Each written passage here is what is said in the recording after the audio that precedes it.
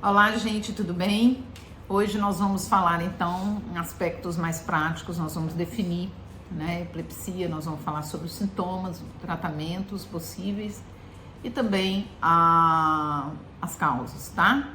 Aqui a doutora Télia Rubia, neurologista, falando com vocês.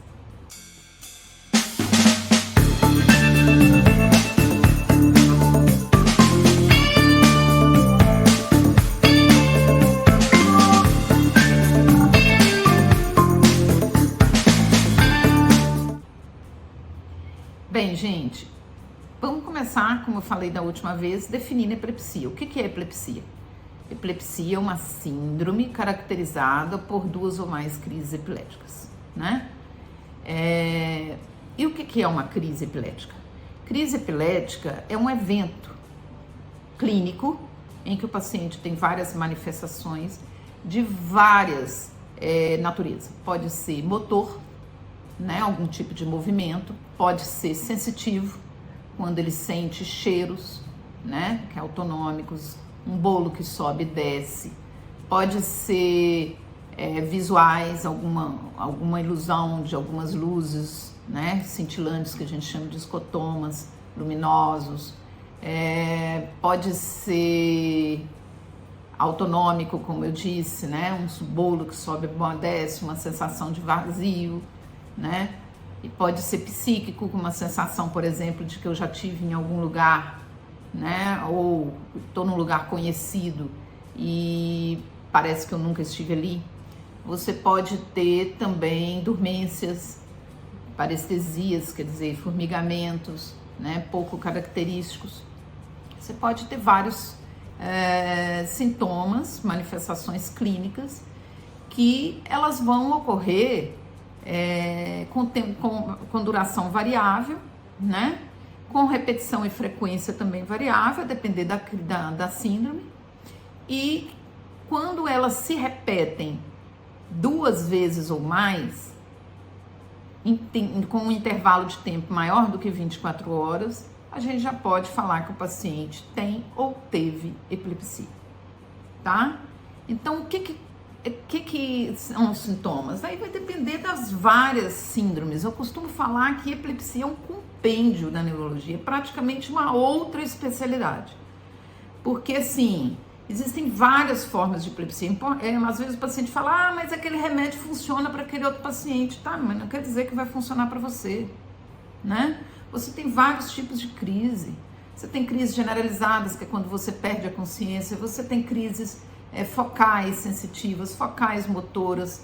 Você tem crises em que você não perde totalmente, você apenas estreita o nível de consciência, você dá um desligamento, mas você não desmaia igual na crise. Você tem vários tipos de crise.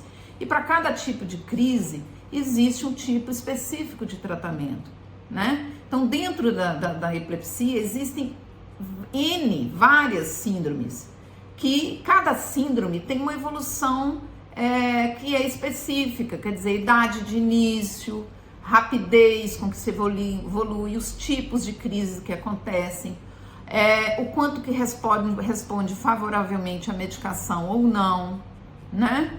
E se tem cura, se não tem cura, quais os remédios que vão funcionar, porque existem remédios que é bom para um tipo de crise, existe outros que é bom para outro tipo de crise, né? Então são remédios, por exemplo, que é mais para focal, que é só uma parte do cérebro que está envolvida.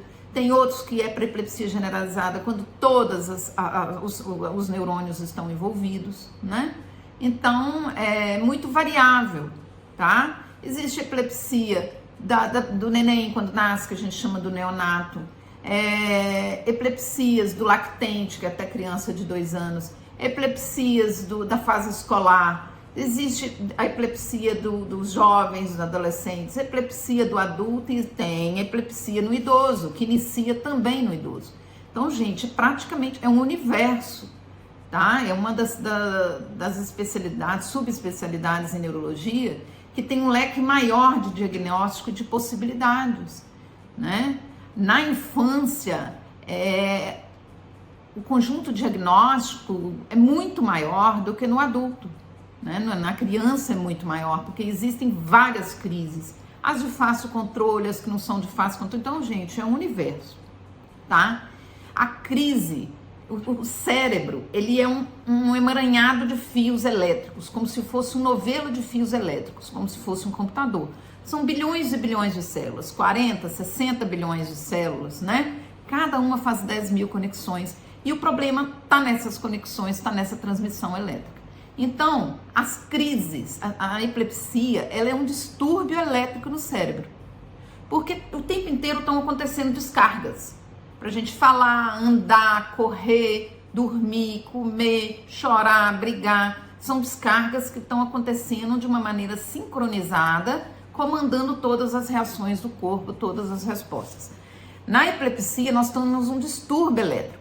Um grupo de células no cérebro, um grupo de neurônios, começa a descarregar de uma maneira anormal, tá?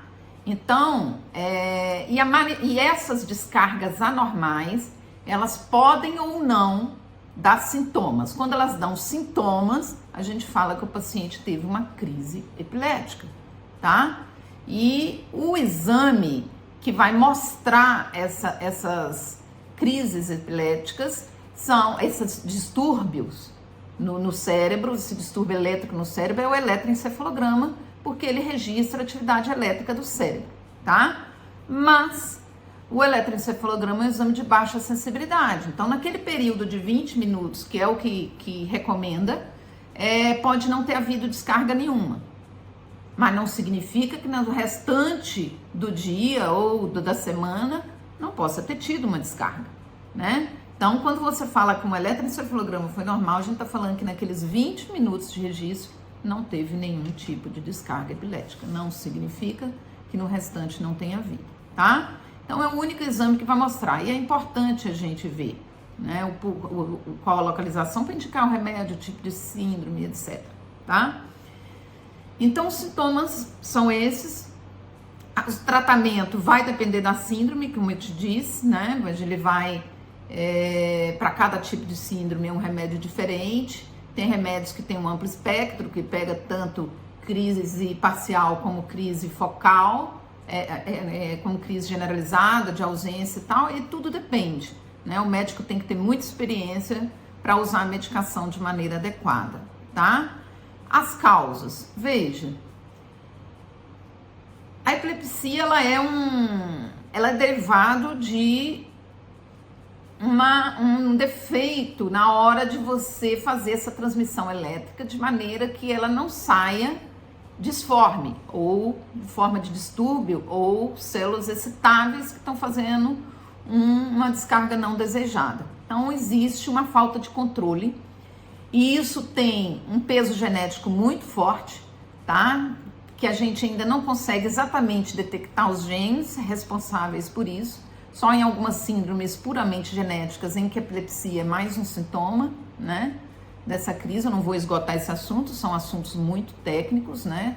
Em epilepsias raras você pode ter essas alterações genéticas que são mais bem identificadas quando você faz uma análise genética. Mas sim, tem um peso genético muito forte, uma história familiar também muito forte para epilepsia.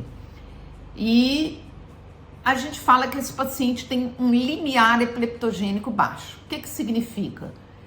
Limiar epileptogênico é o estímulo necessário para ele ter uma crise. Qualquer pessoa pode ter crise epilética. Vamos supor que tem um tumor na cabeça, pode dar crise epilética, tá? Vamos supor que a diabetes esteja descompensada, está lá em 300, 400, 200, 300, então pode dar uma crise. Uma hipoglicemia, com a glicose muito baixa, pode também dar hipoglicemia. Então, tudo que altera o uso de alguns tipos de medicamentos, algumas doenças, tem várias doenças que pode cursar com crise convulsiva, qualquer coisa que altere, mas não é o mais comum, tá? A gente chama isso de epilepsias sintomáticas, quer dizer que é causada por alguma coisa mais específica. A maior parte das epilepsias não tem nada por baixo, que são as chamadas idiopáticas, que possam ser causa da epilepsia. Então, o paciente tem um limiar epileptogênico tão baixo que não precisa nem de grandes estímulos, ele dá crise espontaneamente. E tem pacientes, em contrapartida, que tem o limiar epileptogênico tão alto que não tem nada que vai fazer ele ter crise. Tem pacientes, por exemplo, que vão ter crise porque tiveram um AVC, seja hemorrágico ou isquêmico. Tem outros que vai ter um monte de coisa no cérebro, tumor e tudo, e não vai ter crise. Então, isso tudo depende da característica genética do limiar epileptogênico desse indivíduo. Não tem um porquê na maior parte das vezes. Tem pessoas que vão ter e tem outras que não vão ter, certo? Mas a gente vai falar com mais detalhe outros aspectos nos próximos vídeos. Um abraço, até a próxima.